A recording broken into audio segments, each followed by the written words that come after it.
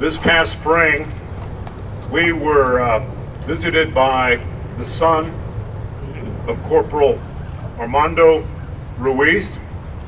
He drove from California to spend a few days. His primary mission was to pay honor and his respects to Private First Class Charles George. He indicated that had it not been for Private First Class George, he would not be here today. He brought and left with us a interview that his father had with a newspaper reporter in 1999. And I'm going to read that to you this morning. Medal of Honor.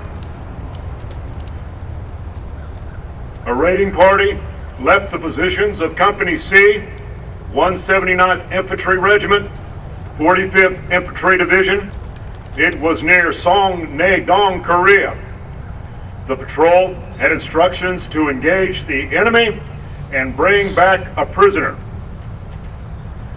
The key terrain feature was a steep, rugged slope. The patrol started moving up in the darkness. Suddenly, a machine gun opened fire from the crest. Then mortar rounds started falling. There was small arm fire. There were several of the patrol on the ground wounded. The party forged ahead. Corporal Armando Ruiz and Private First Class Charles George, an American Indian, gained the crest at about the same time and leaped into the trenches. It was hand to hand.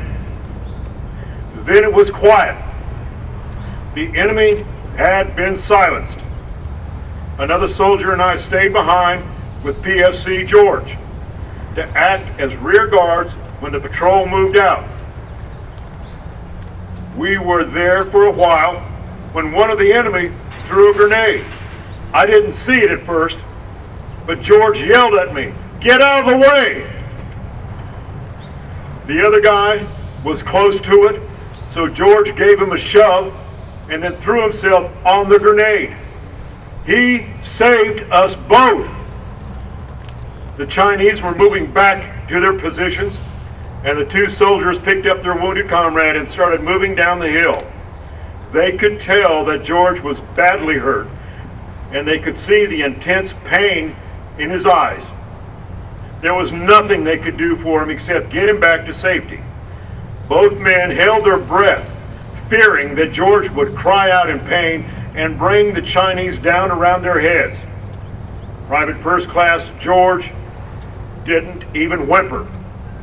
The two soldiers got George back to the aid station. The medics did their best, but Private First Class George died shortly after the bandages were put on. He saved both of us. Corporal Ruiz told the company commander. The commander put Private First Class Charles George in for the Medal of Honor. The Medal of Honor was awarded to him posthumously. These are the words of Corporal Armando M. Ruiz. For the reading of the citation for PFC George, Colonel Billy Reed, United States Air Force, retired. Company! Attention! President of the United States, in the name of the Congress, takes pleasure in presenting the Medal of Honor to George, Charles.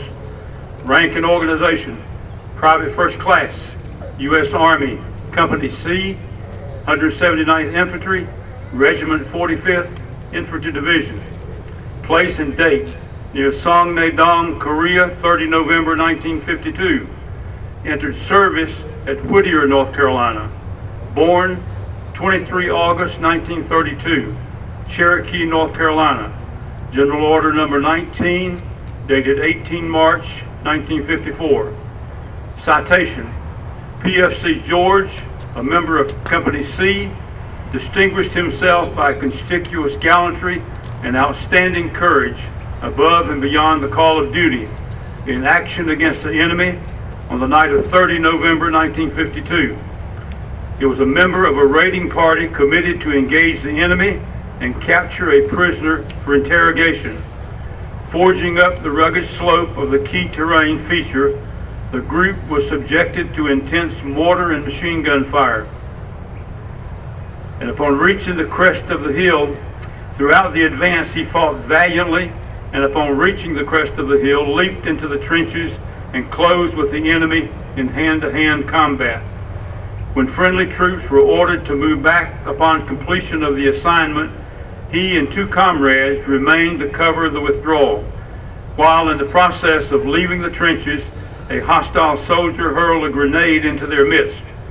PFC George shouted a warning to one comrade, pushed the other soldier out of danger, and with full knowledge of the consequences, unhesitatingly threw himself upon the grenade, absorbing the full blast of the explosion. Although seriously wounded in the display of valor, he refrained from any outcry which would divulge the position of his companions. The 2 soldiers evacuated him to the forward aid station, and shortly thereafter he succumbed to his wounds. PFC George's indomitable courage, consummate devotion to duty, and willing self-sacrifice reflect the highest credit upon himself and uphold the finest traditions of the military service. Company! Reset! All! Order! All!